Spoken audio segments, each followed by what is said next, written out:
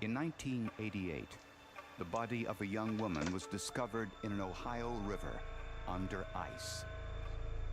Most of the evidence found at the crime scene, hairs, fibers, and fingerprints, had been washed away.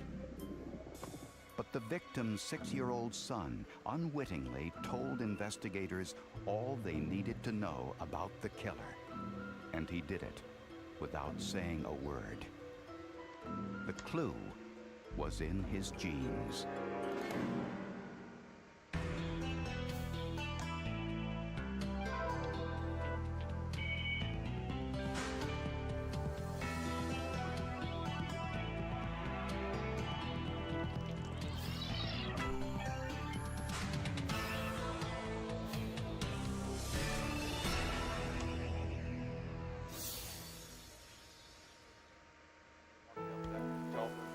Halfway up through there, walk down through, and we'll pick up this trash and get this road. A troop of Boy Scouts headed to Possum Run Creek one Saturday morning in January of 1988. Their mission was to pick up aluminum cans for a recycling project. Look at that. It got murdered. Look. What is that down there? In the icy creek in rural Ohio, they spotted what appeared to be a mannequin. They saw something just under the ice, submerged. It was the body of a young woman. Local police took every possible precaution to preserve trace evidence by wrapping the victim's body in a sheet before taking it to the morgue. A check of missing persons reports identified the woman as 32-year-old Margie Coffey, the single mother of 2 young children. She had been reported missing 10 days earlier. The police had found her vehicle down off of Park Avenue East by a bar, and she was a missing person by the time this body was located over by the Mohican Park. The autopsy revealed that Margie Coffey had been strangled with her own scarf. The coroner estimated she had been dumped in the creek 10 days earlier, the same day she disappeared. Margie Ramey was her maiden name. She was one of 6 children who grew up in the heartlands of Ohio on the outskirts of a town named Butler. And she was an outgoing girl, personal. Well, she was a robust girl, and she loved life. She worked on the farm, and then she would help her mother on the farm. They had a lot of cattle to take care of, and she helped in that. Margie grew up in a loving, religious home. But in her teenage years, as most kids do, she yearned for independence, began spending most of her time in Mansfield, a larger city about 15 miles northwest of Butler. She made friends with an unsavory crowd. She got into some activities that were subject to prosecution by the law. And they were mainly street crimes, that type of thing that probably were very low level, but that's how we got to be acquainted with her during our work on the street. Those street crimes allegedly included prostitution and illegal drug use.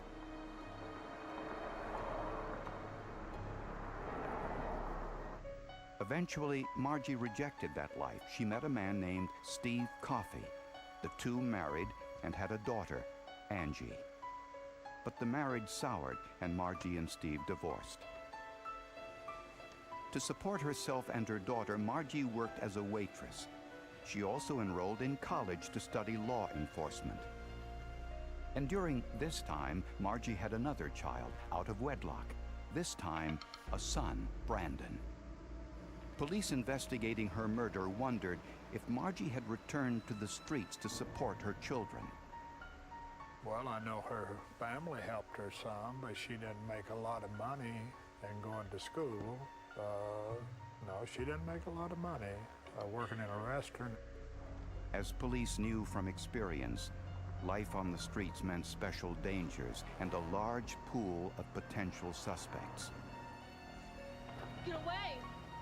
Maybe there's somebody in her past that has a reason to want her dead. Maybe she's done something or not paid something Maybe some street person has come to this conclusion that they ought to kill her.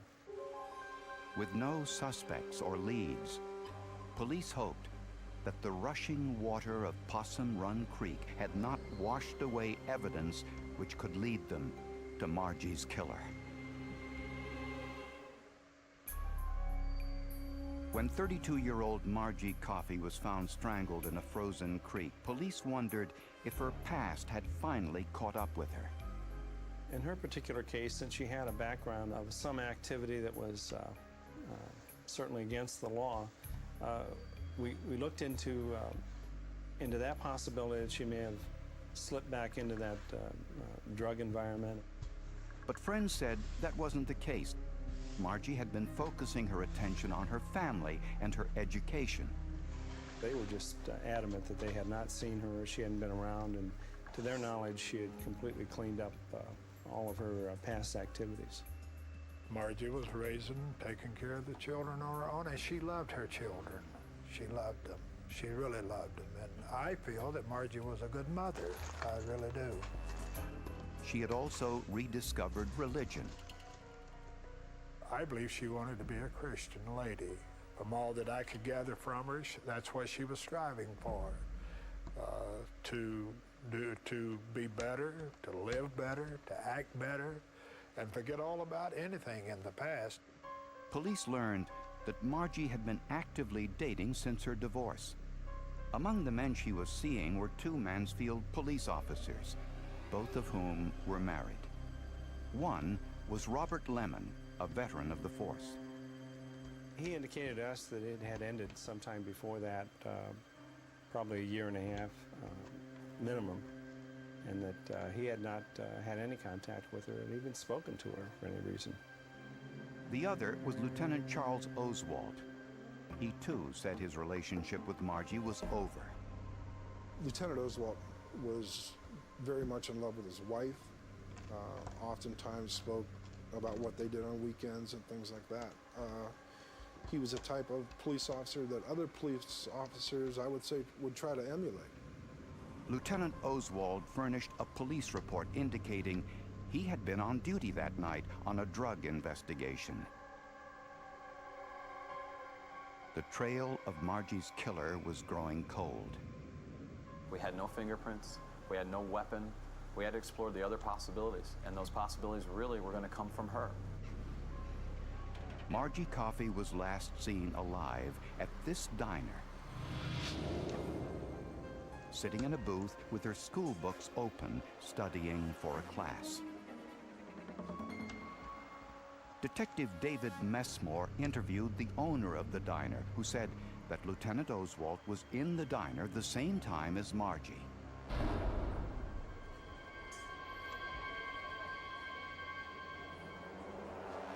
The two weren't sitting together, but they did acknowledge one another.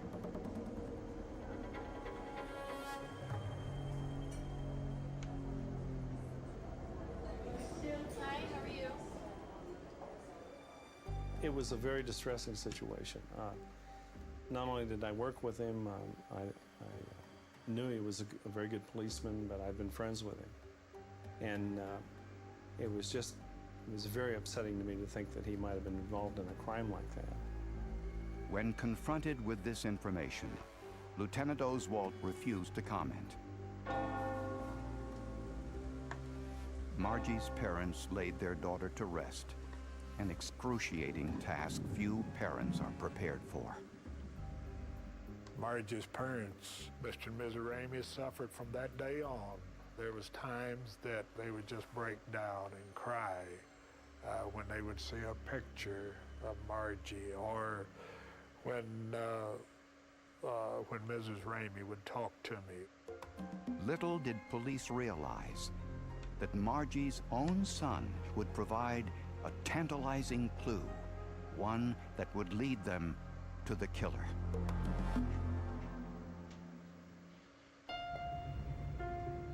As the search for Margie Coffey's killer continued, a Mansfield police officer told homicide investigators about a suspicious incident that occurred the night Margie was killed. The officer said he saw Lieutenant Charles Oswald, who had been linked romantically to Margie, on foot, out of uniform, and behaving strangely near the police station. And he had a leather jacket on, which would be unusual at that time of the night due to the fact that he was working. This officer said, "What's going on? How you doing?" And he kind of ignored him. And he continued on walking into the police department through the back way. Oswald's behavior cast doubt on his claim that he was investigating a drug operation that night. For him to be nervous and excited in that period of time was kind of unusual. That kind of took the luster or the punch out of his alibi. In the forensics lab, Margie Coffey's clothing would soon tell a story of its own. We had a scarf, you had leg warmers, you had a heavy coat. Once the clothing is dried, basically it'll be hung on a hanger, just like your clothing would be at home. There'll be a piece of paper placed underneath in case anything naturally falls off. And then the article is simply held and scraped with a spatula all the way down to help lift these articles off and let them fall onto the paper to be collected. While most of the trace evidence had been washed away by the water, a very small amount remained. We recovered a number of hairs and fibers, in particular 2 fibers, red in color. The presence of these 2 fibers, about 1/4 of an inch in length and no more than twice the size of a human hair across, were all we had to really work with. While different fibers may look similar to the naked eye, under a microscope, they are very distinctive.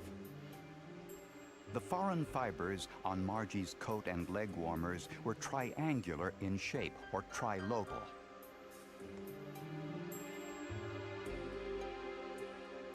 From the side, this trilobal shape gives the appearance of having a stripe running along the side. Trilobal carpet is usually found in high traffic areas like hotels and automobile interiors since it hides dirt. Tony Tambasco took carpet samples from every location where Margie had been in the days before her murder. Tambasco thought he found what he was looking for in the home of Margie's parents. And at Margie's parents' house, we found a floor mat that actually had red carpet. The red carpet fibers in the floor mat looked very similar to those that we had recovered from the victim. But under a microscope, that carpet was not similar to the fibers on Margie's clothes. Since Lieutenant Oswald was seen in the diner with Margie on the night she disappeared, Tambasco wanted to examine the police cruiser Oswald had been driving that night. Most police vehicles are not carpeted because of heavy use and have rubber flooring instead. But police records revealed that on the night in question, Lieutenant Oswald was the watch commander, and the watch commander's vehicle was different from the others. The unique thing about that particular cruiser, cruiser number 306, was it was a supervisor's car. It wasn't your standard police car that you buy every year with the fleet. It was bought at a public auction. The Mansfield Police had gone to an auction and purchased a Chevy Caprice Classic, a full-size car for their commanders. And of course, the upper echelon of the police department have a little nicer vehicle than the guys in the street. The carpet in the watch commander's car was red. Tambasco took a small sample from the vehicle. At first, it looked similar to the carpet in Margie's parents' house. But under a microscope, the fibers told a different story and were similar in all respects to the fibers found on Margie's clothing. We looked at color. You can see the color's the same. We looked at diameter. You can see the diameter is consistent. We looked at the trilobal design, and the pattern does show that. Chemical tests revealed that both sets of fibers had been dyed with the same chemicals. But fiber evidence, unlike DNA or a fingerprint, is not definitive. The presence of the fibers, being consistent with the fibers from the vehicle, is not an identification to the exclusion of all others. It's not an absolute. There's no way anyone should come to court, or there's no way anyone can come to court and testify that that fiber came from that carpet. It's just not going to happen. But even more damning evidence against Officer Oswald would come from Margie's 6-year-old son, Brandon.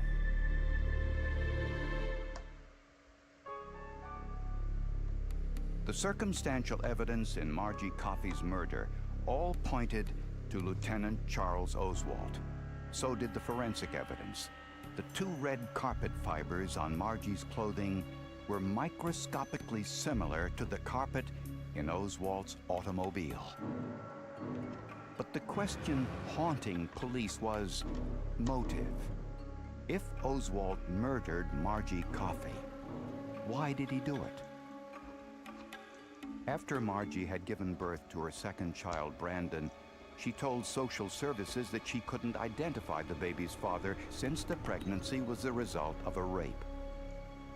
But later, when she applied for financial aid at college, she was required to identify Brandon's father and explain why she wasn't receiving child support. When she became a Jehovah's Witness, and they began to counsel with her, they found these details out. They said, look, you can't lie. You're to tell the truth. And she named Chuck Oswalt as the father.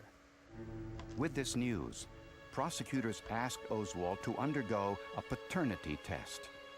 It revealed that the likelihood of Oswalt being Brandon's father was greater than 99%. Investigators also discovered that Oswalt had refused to pay for child support when Margie asked, possibly because he didn't want his wife to find out about his infidelity. Lieutenant Oswalt was married, had children. In fact, up until all of this broke, his wife didn't know anything about Margie Coffey, did not know that he had a child by another woman. And so I'm sure that her finding that out certainly was motive for what happened. Oswalt allegedly offered Margie a few $1,000s from an insurance settlement, which Margie refused as insufficient. During Charles Oswalt's murder trial, prosecutors presented one more piece of evidence against him. A woman who had once worked for police as a decoy in prostitution investigations, Charlene Dry Sawyer, testified that she, too, had been having an affair with Oswalt. Sawyer claimed that Oswalt had not only told her he murdered Margie Coffey, he also provided details of the crime.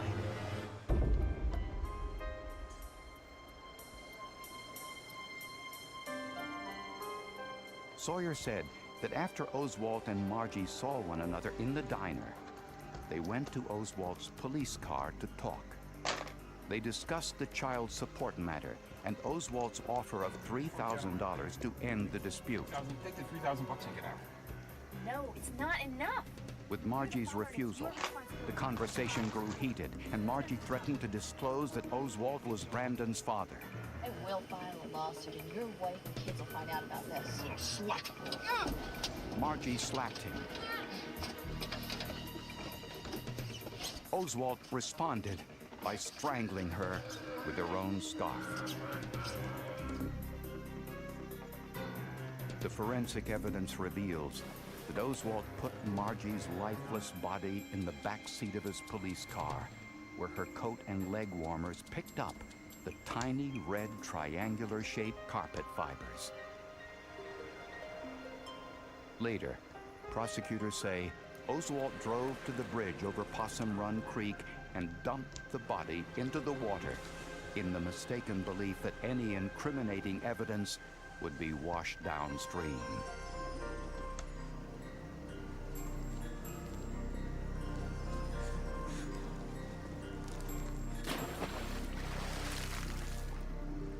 You know, when it's yellow and it waddles and it quacks, it's probably a duck.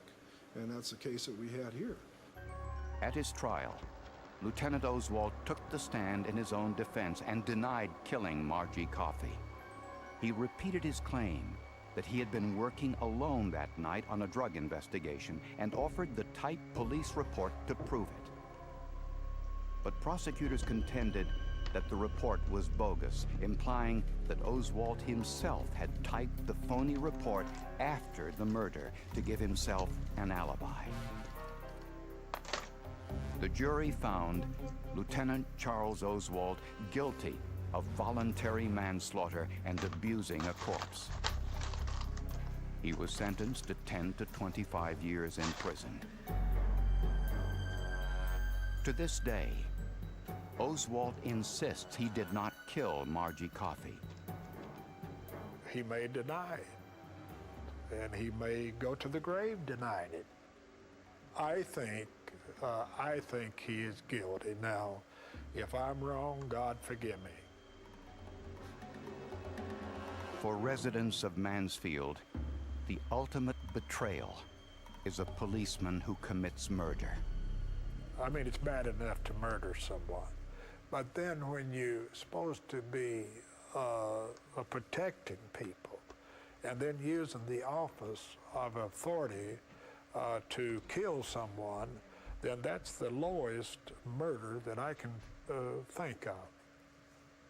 He will never, ever, ever admit that crime. I don't care if they keep him in jail till he dies. He will go to his grave with that in his mind. He will never, ever. And I really believe that. Prosecutors say that it was solid police work and some luck that helped seal the case. The presence of these red fibers in that carpet was simply a shot in the dark. A police car in our own backyard, a police car in our fleet. The uniqueness of that police car being bought at auction, the chance of that, 1 in a million. And without the forensic evidence, Lieutenant Oswald might not have been brought to justice. I'd say this was one of the key pieces of evidence, and it would have been more difficult for a jury to have convicted him, if not impossible.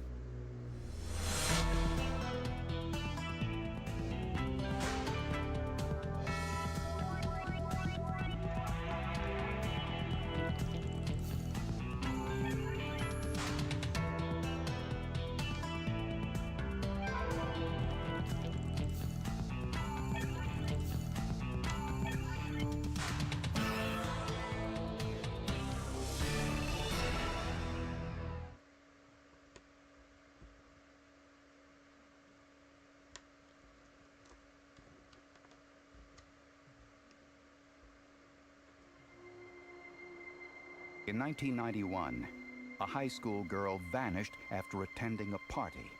Her abandoned vehicle was found in a school parking lot near her home. The prime suspect had not one, but two alibi witnesses for the night she disappeared. A solid alibi can often overcome much circumstantial evidence. But forensic evidence is another matter.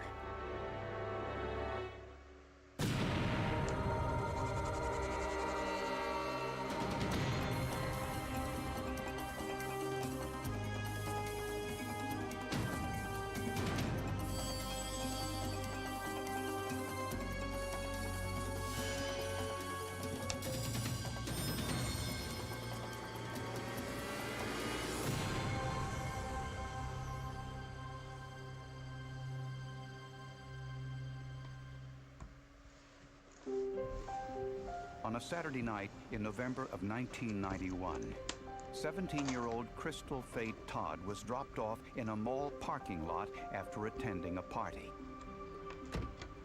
Since Crystal didn't have to be home for another hour, she said she was going to get something to eat before heading home. It was the last time Crystal was seen alive. When she wasn't home by 1 a.m., her mother contacted police. Horry County Police, may I help you?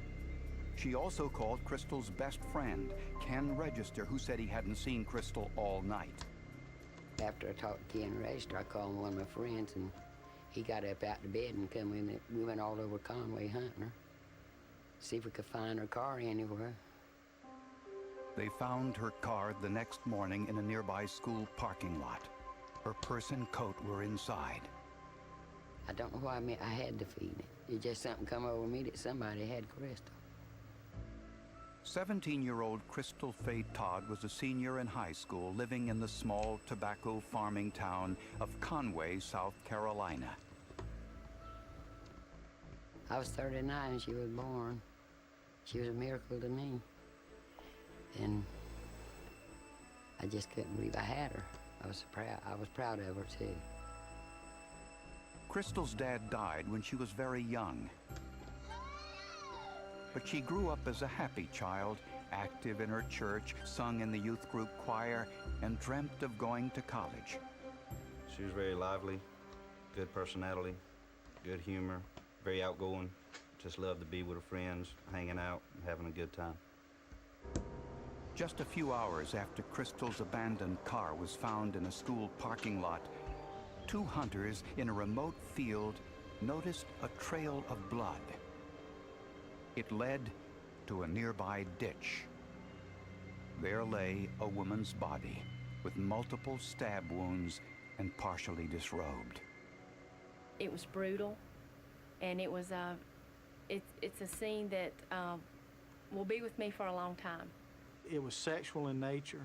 I mean, it wasn't a murder just to murder someone. There was sexual gratification. On the victim's finger was a high school ring.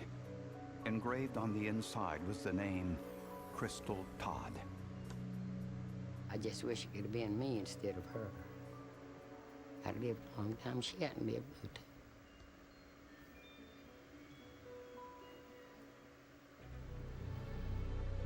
Investigators thought the perpetrator might have been from outside the area, but forensic evidence at the crime scene pointed much closer to home.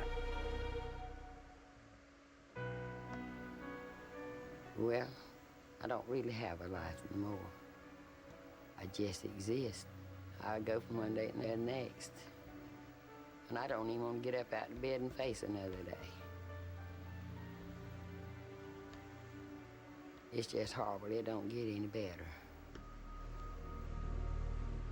Residents of Conway, South Carolina, were appalled by Crystal Faye Todd's senseless murder. Medical examiner Dr. Jamie Downs performed the autopsy. She did have the defense injury to the left hand because we thought that odd at the time. Why would someone have defended himself with their left hand? She was right-handed. Why not use her right hand or dominant hand? The answer was discovered soon enough. One of the stab wounds penetrated the left side of her skull, which would have immediately paralyzed her right side. What does a defense wound tell you? It tells you the victim was conscious. It tells you the victim was not bound. It tells you the victim was cognizant of danger. Some of the wounds didn't cause bleeding, an indication they were made after death. The victim is completely dead. The victim is no longer struggling, yet the offender still had enough anger that he incised or cut the body after death. In all, she was stabbed 31 times. The term that we use is overkill. That's more wounding that is necessary to take someone's life. When Dr. Downs measured the wounds, he concluded that the murder weapon was a 3.5-inch knife, the type with a blade that locks in place. It would have had to be a locking blade, or it couldn't have penetrated the skull. Forensic evidence confirmed she had been sexually assaulted, and that she was murdered on one side of the road and the body dumped on the other. Well, what it told me is that he was panicking, and he simply wanted to disassociate himself from the crime. It told me that he probably had never killed before, and he was inexperienced in this type of crime. In search for suspects, investigators first looked through Crystal's personal papers. On one of Crystal's school notebooks was the name Andy Tyndall written on the cover. Friends say Crystal met Tyndall through a mutual acquaintance. Tyndall was a 31-year-old convicted thief wanted in Alabama for a parole violation. Police also discovered that he had a taste for high school girls. No doubt about it. We thought we had our man. He fit what we were looking for. Forensic scientists evaluated the rape test kit from Crystal's autopsy and discovered that the killer had type O blood with an extremely rare blood subtype characterized by the enzyme PGM. It stands for phosphoglucomutase. That is an enzyme that is stable in body fluids from individuals. The blood type, the secretor status, and the PGM subtype made him approximately 2% of the population. And the DNA profile of the perpetrator was highly unusual as well.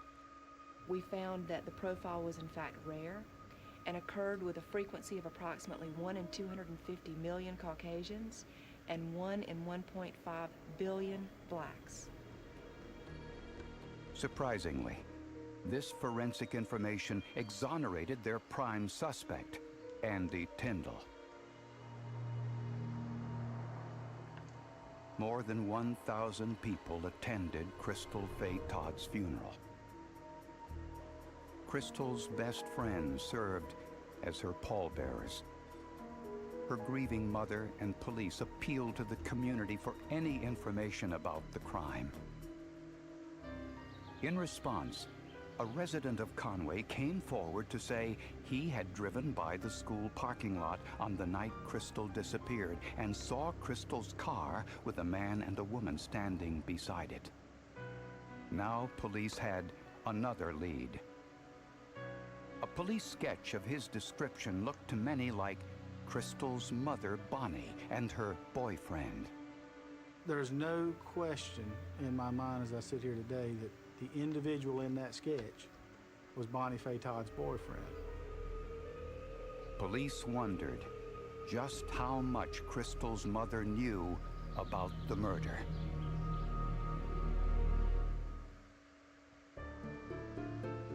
A witness told police that on the night Crystal disappeared, he had seen two people standing near Crystal's car in the parking lot.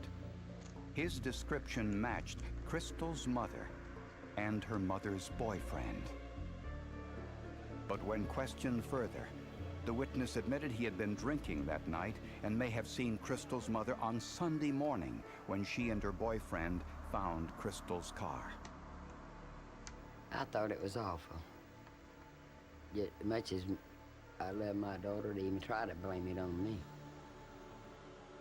With Bonnie no longer a suspect, and their previous suspect, Andy Tyndall, exonerated by DNA testing, investigators had no other leads.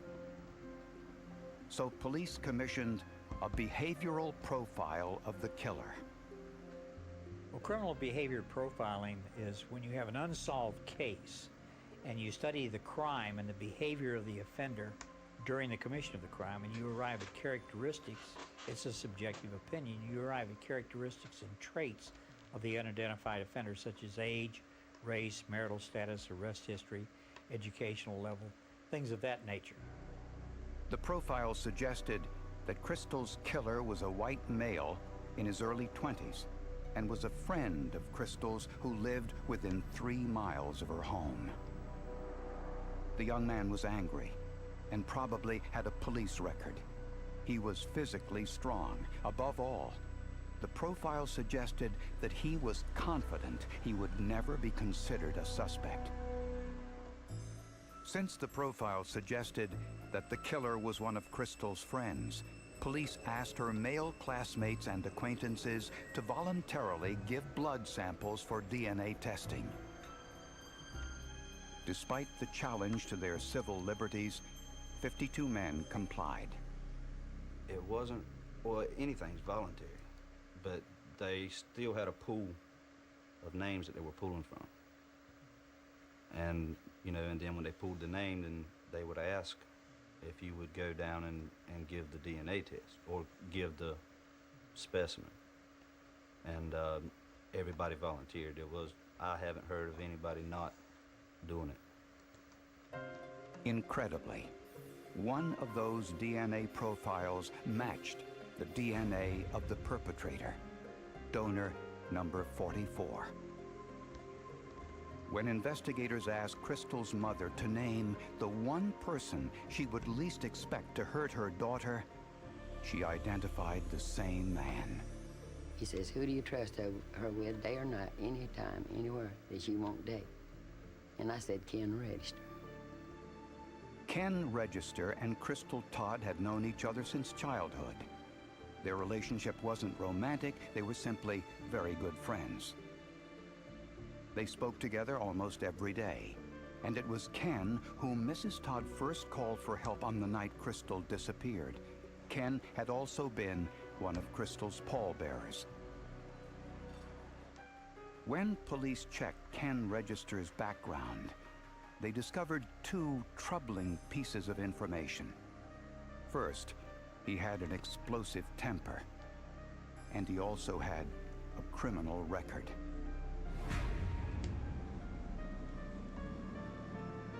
Two months earlier, two local college students accused Register of exposing himself when he stopped to ask for directions. I'm lost. I'm looking for the library. Can you help me out here?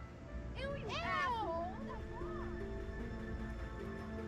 3 years before that, as a 15-year-old, Register was caught making obscene telephone calls to this woman in which he described in detail how he wanted to assault and murder her.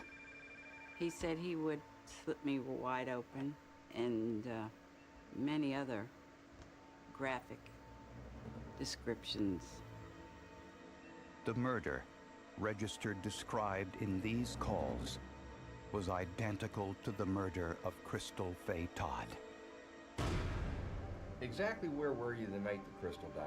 But Ken Register was flabbergasted when told his blood DNA matched Crystal's killer. He asked police rhetorically why he would have agreed to a blood test if he was the killer. When police searched Register's car, they could find no evidence linking him to the crime scene. Register also had an alibi. His girlfriend said he was with her at this go-kart track that night, and his mother said Ken was home by 12:30. That alibi was about as strong as you're going to get. Very surprising to me, and it's always compelling evidence. I know where I was at, when I was at there that night, right here at my house, and I know when he came home. Although Ken Register's mother was his alibi witness, she would later play a key role in solving Crystal Todd's murder. Crystal Todd's best friend, Ken Register, was now the prime suspect in her murder. His DNA matched the DNA found at the crime scene, but he insisted he was innocent and provided two alibi witnesses, his girlfriend and his mother. Ken had been a regular guest in Crystal's home, but Mrs. Todd said she knew nothing about his criminal past. But if I'd have known about the indecent exposure and the threatening phone calls, Ken Register would never put his foot in my house. But I didn't find out about it till it was too late. And Mrs. Todd now reveals something her daughter told her, which may hint at the motive. In a week and a half before she was killed, she said, Mama, Ken still wanting me to date him. I said, well, he must think a lot of him with a girlfriend. Yeah, she said that's all he wanted was sex. And I said, well, don't go with him then. Okay, Ken, let's go over this again. During police questioning, Ken Register denied any involvement in the murder. But towards the end of a 6-hour interrogation, police told him his mother had sent him a message. Thank you.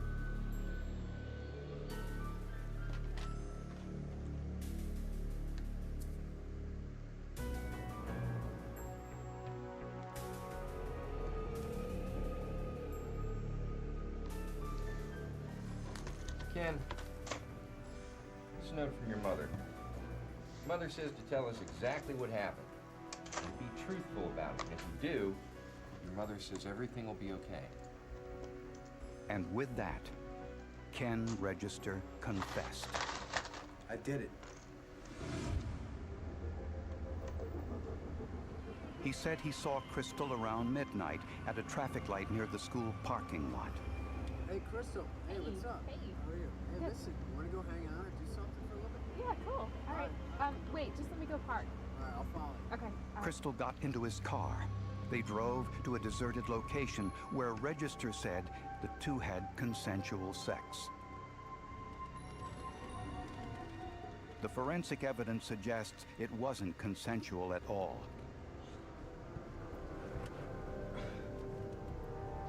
What, no condom? Are you stupid? Oh my God. Look, Ken, I'm telling you right now, if I get pregnant, I'm telling everybody you raped me. Don't blow it off, I'm serious. Asshole. When she got out of the car to get dressed, Register said he grabbed the hunting knife from the car and killed her.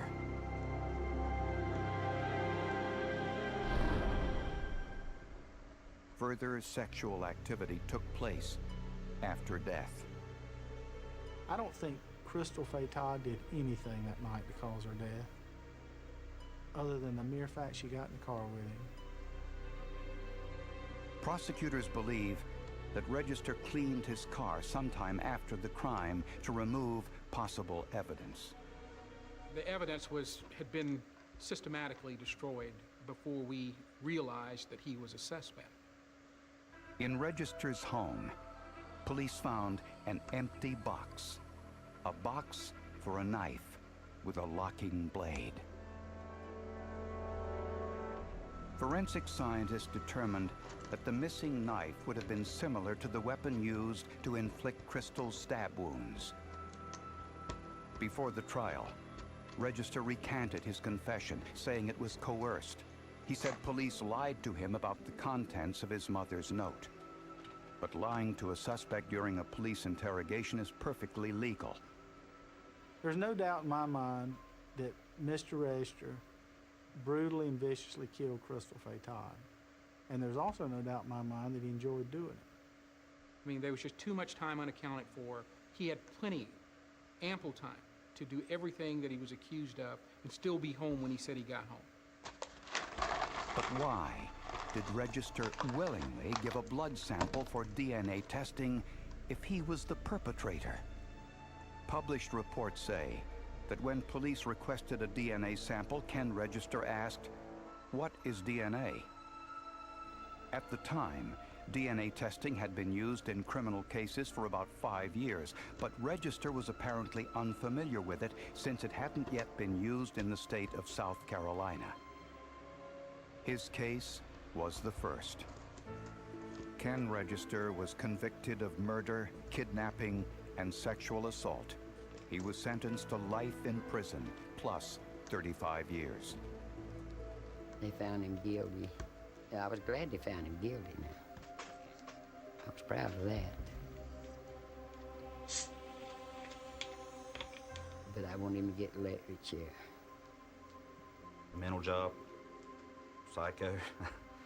I don't know what's wrong, but something's not clicking to where it's supposed to be clicking. Ken Register and his family still say he is innocent, but several subsequent DNA tests have all confirmed the original findings. I know what I know because I know I was home that night, and I know when he came home. I can't explain the DNA. I wished I could. There's so many questions in this that you can't explain. Based on everything that I know about the violence of this crime, and is that when he left the scene of that murder, he would have been a bloody mess. I think there's a lot of covering up going on in that house. She seen him covered in blood all over, and I know he was covered in blood all over. He had to be. And if she helped clean him up, she got Crystal's blood on her hands, too. Bonnie Faye Todd visits Crystal's grave faithfully, and she thanks science for bringing Crystal's killer to justice. I love you more than I do my own life.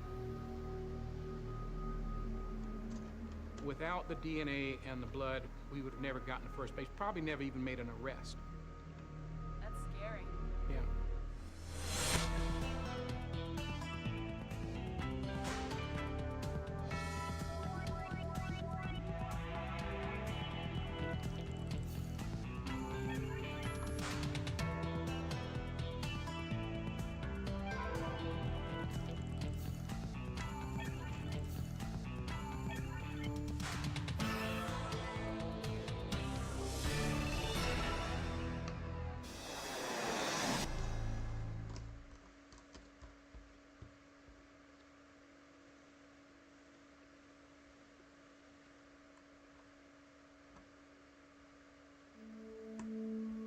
A young woman vanished from her home on an island in rural Canada. Thousands of police, army, and local residents spent months searching for her.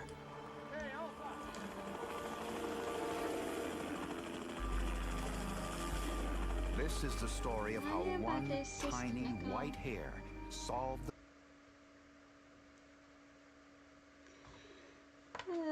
Yeah.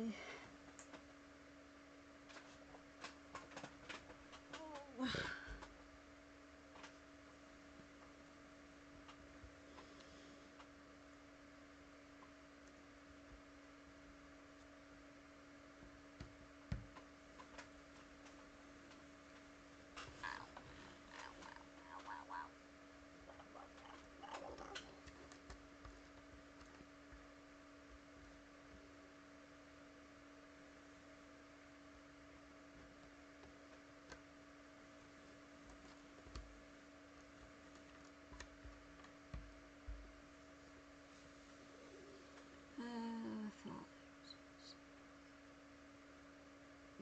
No.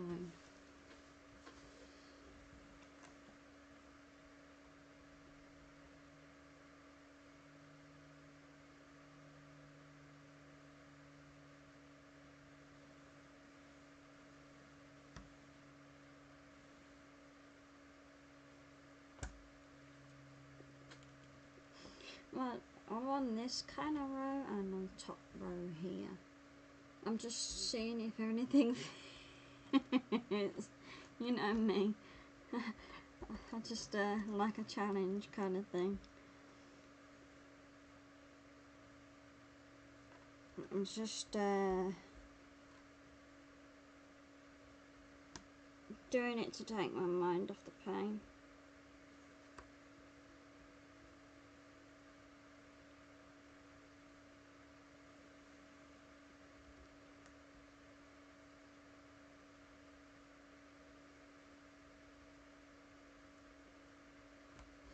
Hope you're okay.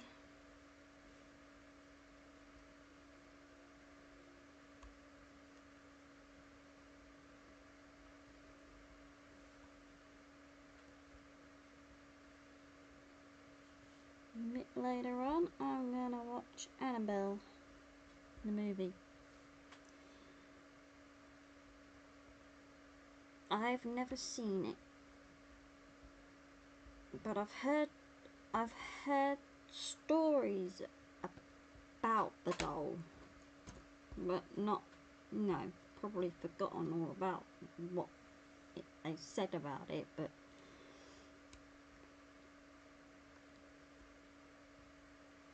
it'll be very interesting.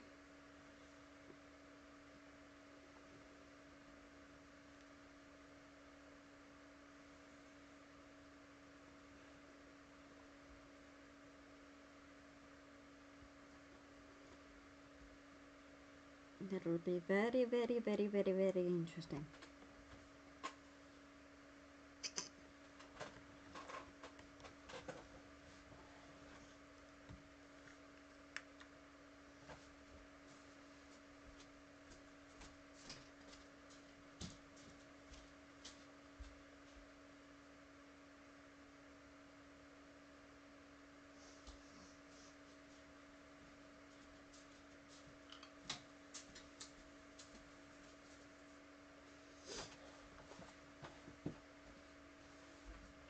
I think they did Annabelle.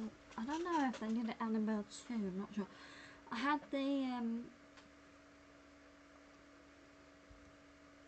what list I've got. The first movie of The Conjuring, Conjuring Universe, all 8 films in chronicle order. You got The Conjuring, Annabelle first. The Conjuring 2, which is about, I do know because I have seen it, but I'd like to see it again. That is based on a case here. I don't know if you heard of it. It's the Enfield Poltergeist, and it's about Janet Hodgson and Peggy Hodgson and all that.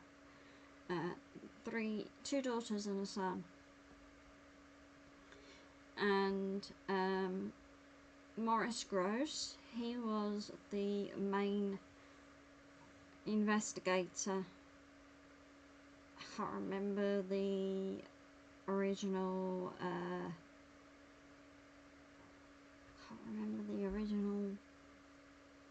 where he was based at. A parapsychologist. It's a bit like Kieran O'Keefe, but he's I think he's from Hope University. You do know that one. Ah, cool. I've always found that interesting and fascinating. But I have seen the second movie of it, and it was based on that. And then it's got Annabelle Creation. I have not seen that one. The Nun. I haven't seen that one. The Curse of La Llorona. Never heard of that one either. Annabelle Comes Home. And The Devil Made Me Do It. So there's three Conjurings. And the ones... I think The Curse of La Llorona, I think that one's to do with the Nun too. I'm not too sure on that one. I'll have to have a look. But they're all going to be interesting movies. I love it when they are based on true stories, true events. So...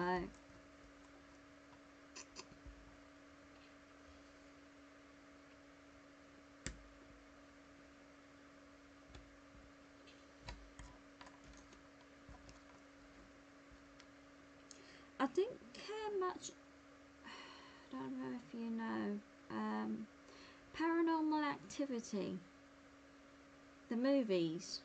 I don't know how many they've done, but when I saw the first one, I was like, what the hell is all this about?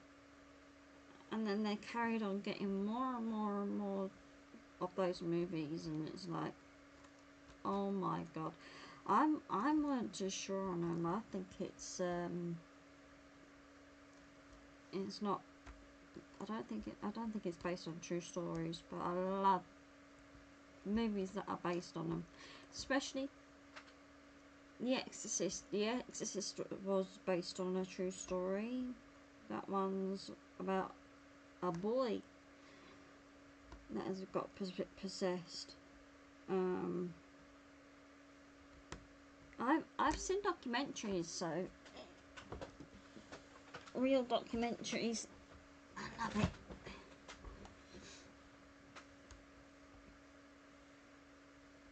Emily Rose, that one's my favourite movie.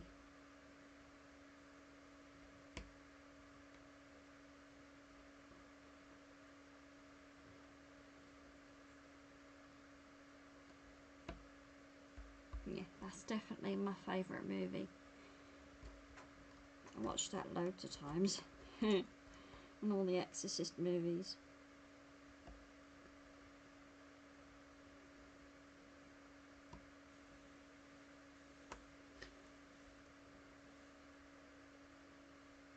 Oh. You and me both. You and me both. I love them. Because, if I remember correctly,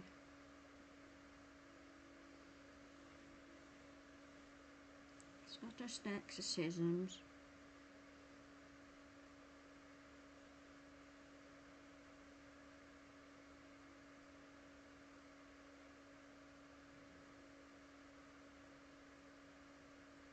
I can't remember the movies.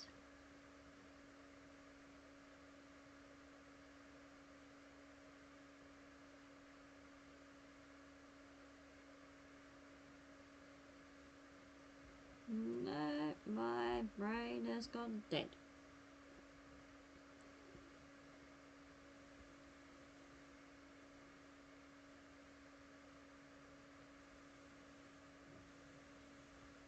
had a brain fart. I was trying to figure out the name.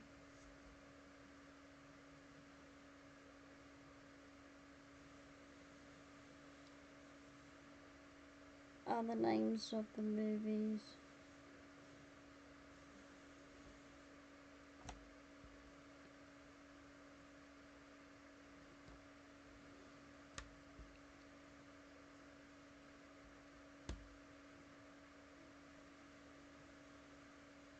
The names of the movies, I think,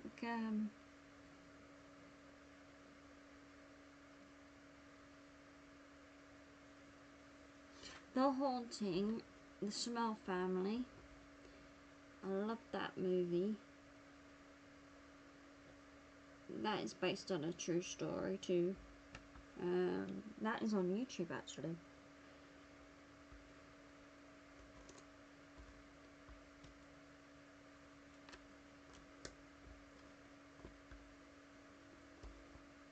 Yeah, anything like that. The one, Emily Rose one is based on Anneliese Michel. She lived in Germany.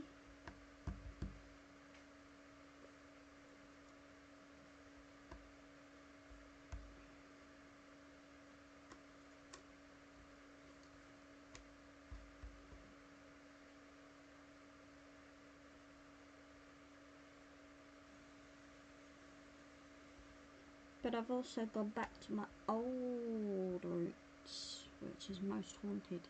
Normal, Most Haunted. That was my go-to when I first started getting into the paranormal properly.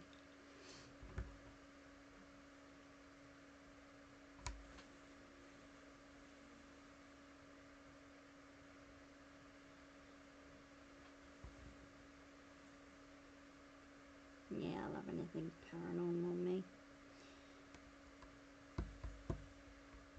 Woohoo! Woohoo! I'm getting somewhere.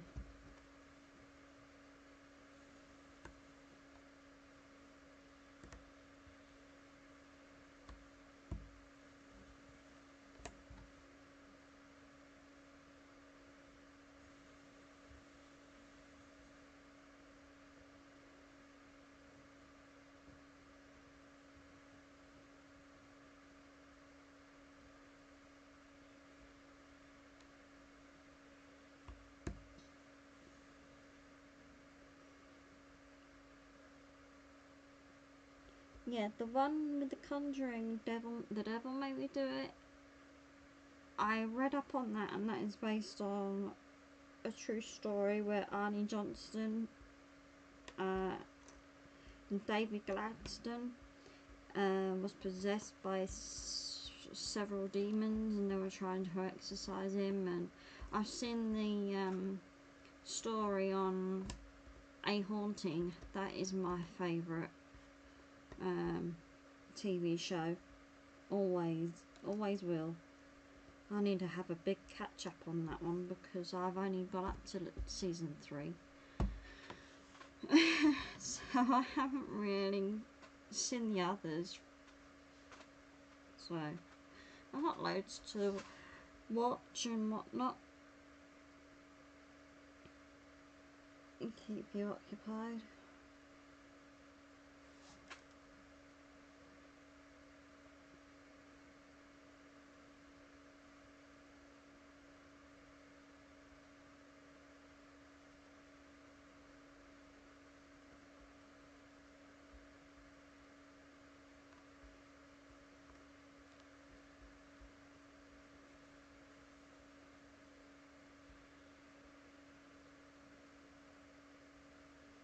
My feeling is I wondered why they haven't done one with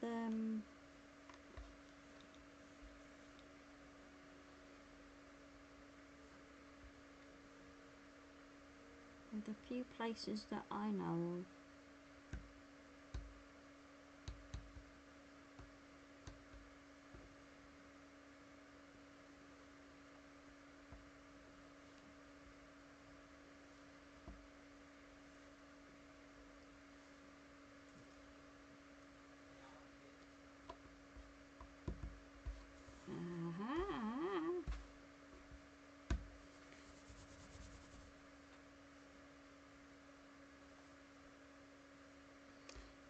It's getting that way to be the best day.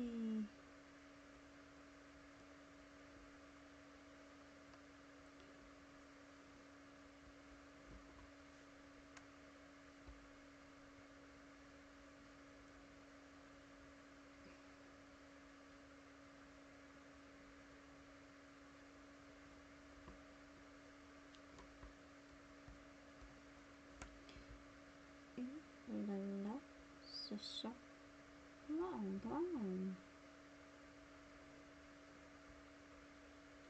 La la la, la la la, la.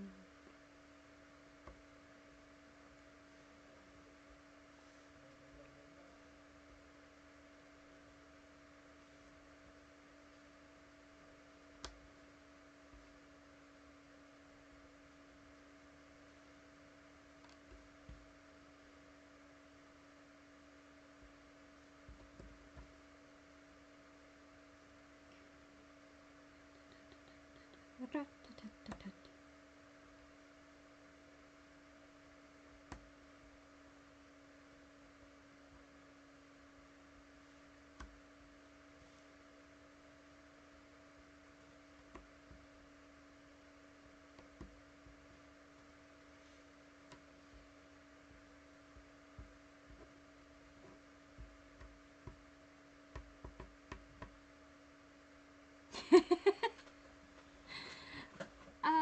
Yeah, that is very true, Nicole. We both like the same things, same subject, same hobbies, and yeah.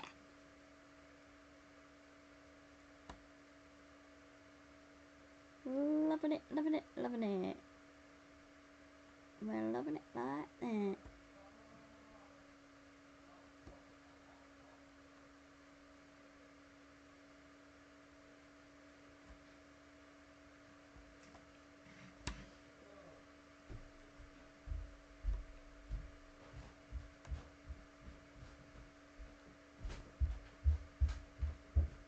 Stop throwing hand grenades at myself. I'm going to get a quick go on it. I don't know how the hell I'm going to fit this computer on. Anyway. Well, you've done a bit. You've done a bit. Hi, Nicole. We're just discussing, What does it say? One viewer. It says 3 on mine. said 2 before. There's 3. I'm watching it. That's what you want. I guess you are.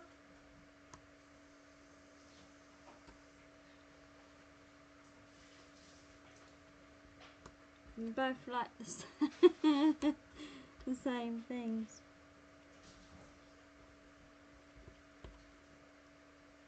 That's why we're close, Nicole, my dear. What? That's why me and Nicole are close friends, because we like the same stuff. What? Blowjobs? No, not that kind of stuff.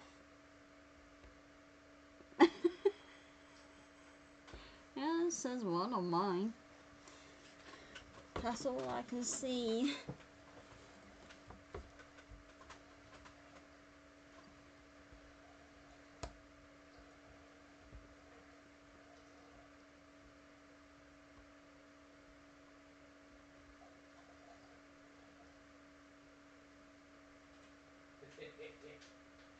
You naughty young man.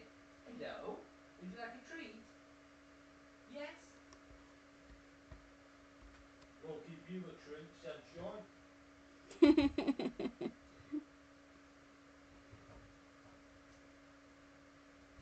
wear anything. I'm made of cheese. I'm just cheese. Just cheese. Love that advert. Seen an advert for years. Oh, or that one. Need to pee, pee, pee, pee. Need to pee.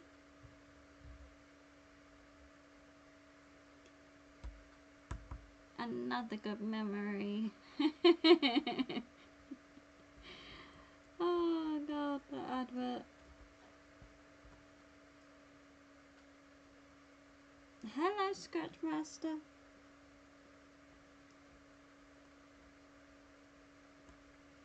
Need to pay, pay. Need to pay.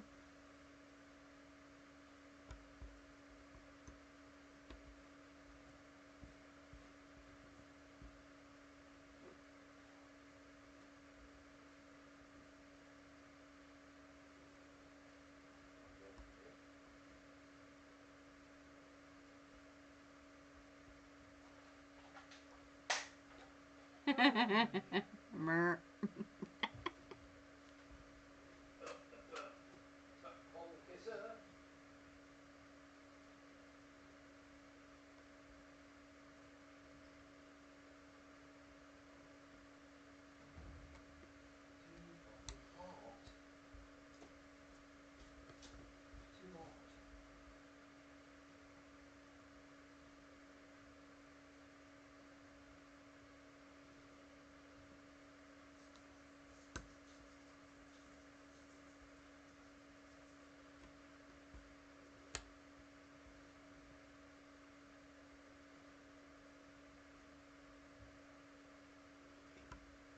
It is coming along, bobbing along.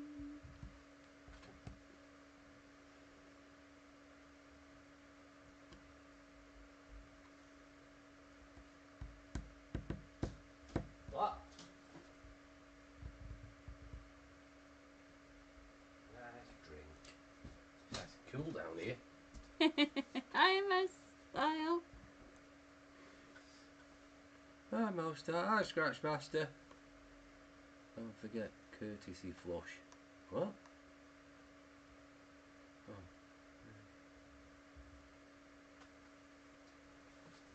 Oh, you want a treat, don't you? You want some treats? Kitty cat? I think that's what she was waiting for.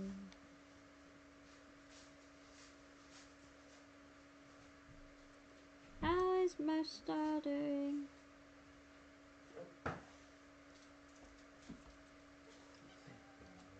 Yeah. Good girl. Come on. Oh.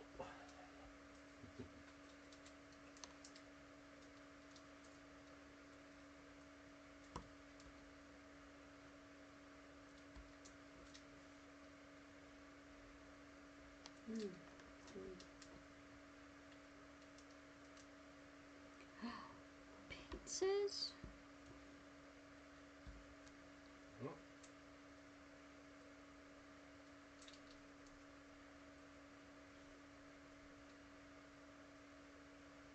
Nope, you got it all.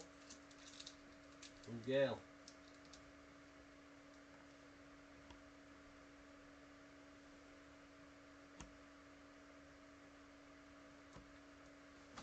That nice? Good girl. Throw a load of shit away today. Good. Good pizza. What's she got? What pizza's going in the oven? That's not fair. I didn't enjoy that pizza we had the other night. Gone right off then. Mm-hmm. The other ones were alright. Hello. Hiya, princess. How you doing? You waiting for the birdie? Yeah. Take it.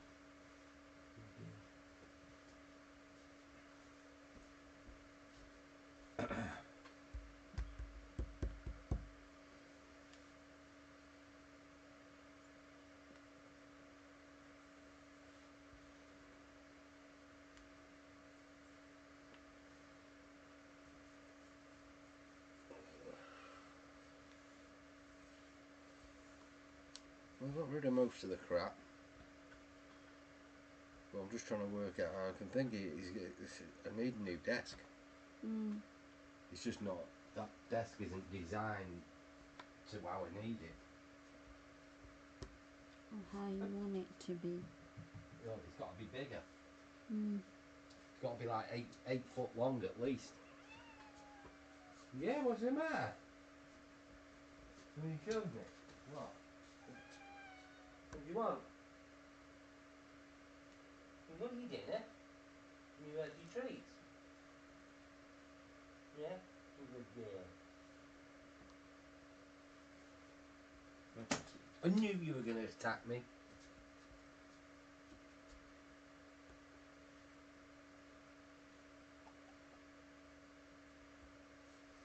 You want a cold drink? Can you get you a cold drink? Yeah? Come on then. Stop hitting me.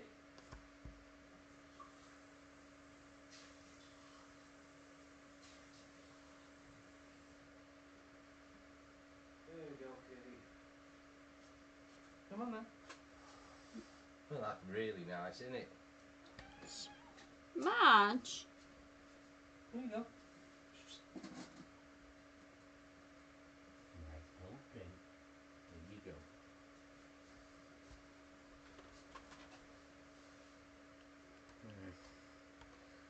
I got pizza, but I've only got vegetarian pizzas.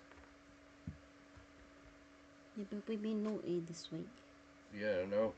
Really naughty. Just eating all them toasted cheese and toasted cheese, bacon and mushroom toasted sandwiches. But that was so nice. I know, I did too much cheese. I ended up putting 2 whole layers of cheese on it. It was just like... Too much. But grease. Oh. Yeah. Even though I'm meant to be good. Mm.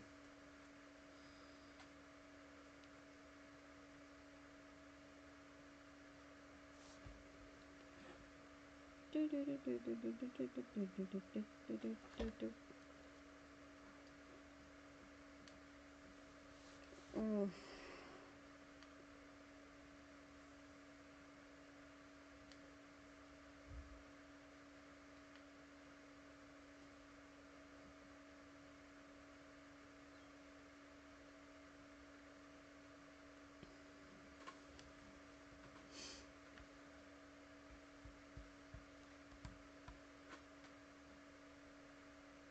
You have to cheat sometimes. Yeah, I know, but we've been bad all week. Mhm. We've been eating pizzas, we've been eating bacon sandwiches, cheese and bacon toasted sandwiches. Naughty. Yeah. Back to a normal routine. Mm.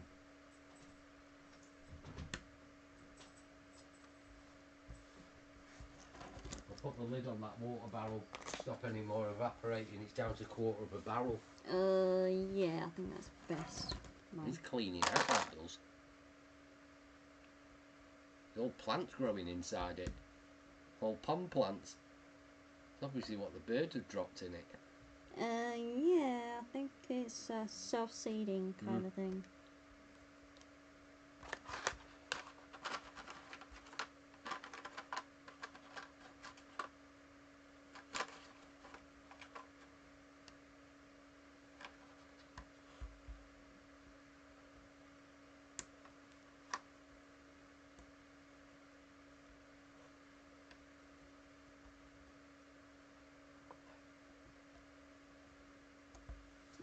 It must be right. Or is it?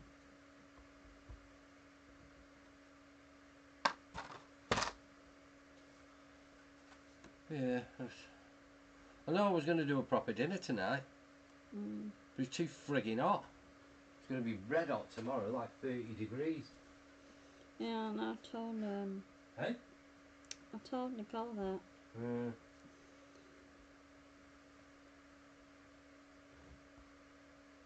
So it's going to be red hot tomorrow, and then the temperature's going to drop, but it's going to rain on Tuesday. I don't think our weather knows what it's doing right now. And then it'll be alright then for a couple of days, so we've got like a 2-day window, Wednesday and Thursday.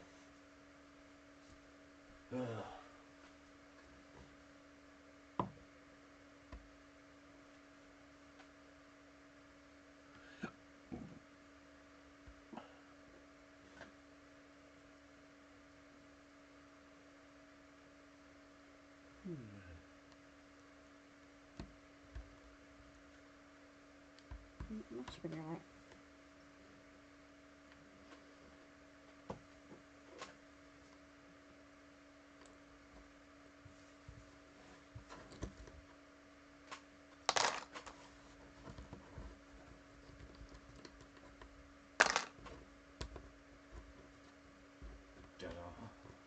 So I want another can of spray paint, Anna. So that's good. I'll keep building my spray paint stock back up. Trying to get that back up to where it was. Cans of spray paint and all gone. Yeah, I know, but... Yeah, I know, but you know, it's wrong is right. Hey, kiddie, you having fun there on your back? You remind me of someone.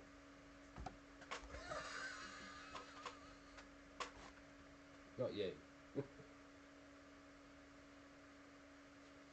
Oh, Cindy. She used to do that.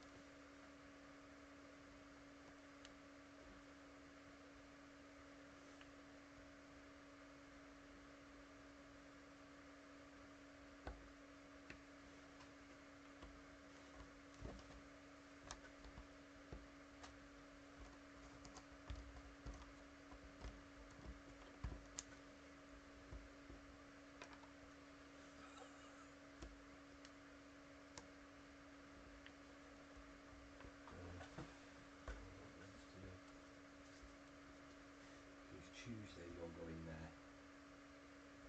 So I've got tomorrow to take that computer apart. Yeah? Yeah. So all I've got to do is take it apart. Well, I'm only taking the cooler section out. And it can stay as it is. Hiya, kitty cat. Hiya, you what? Good girl. Good girl.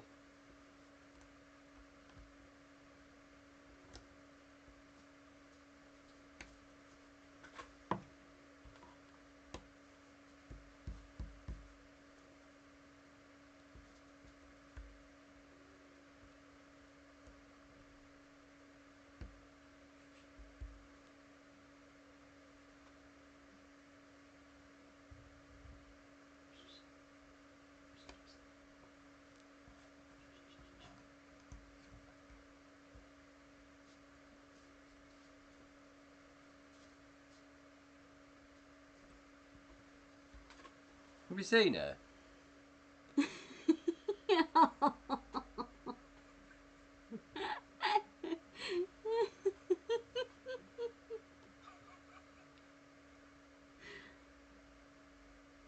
Oh, that's a good photo of her.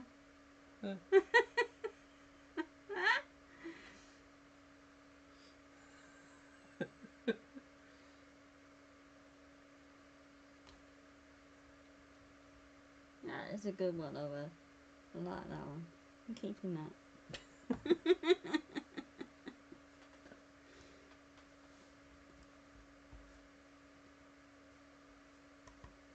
She don't normally like her photo taken, does she?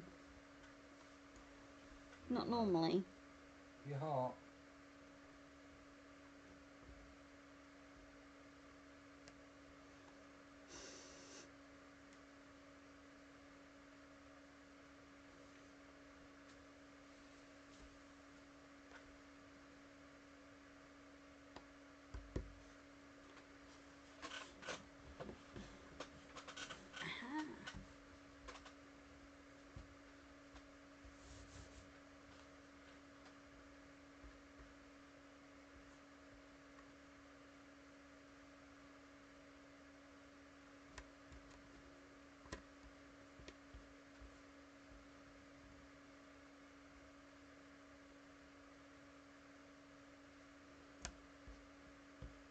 I'm getting there with it. Not all the rest of that unity sort out. The only way I could think of doing was putting the big computer underneath. But it vents the heat out of the top of it. So it kind of like defeats The object. Yeah.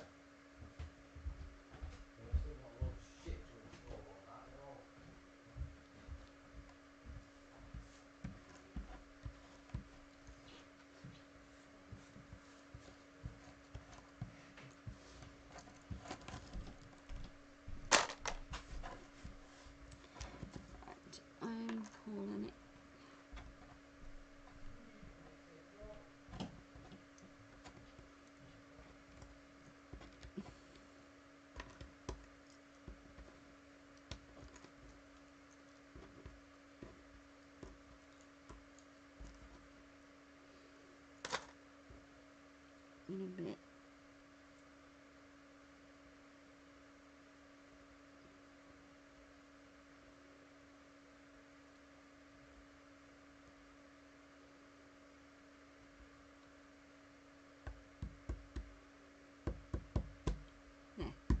There it is.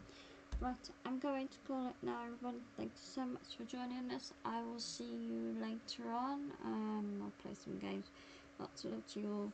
Take care now. Bye, everybody. Bye.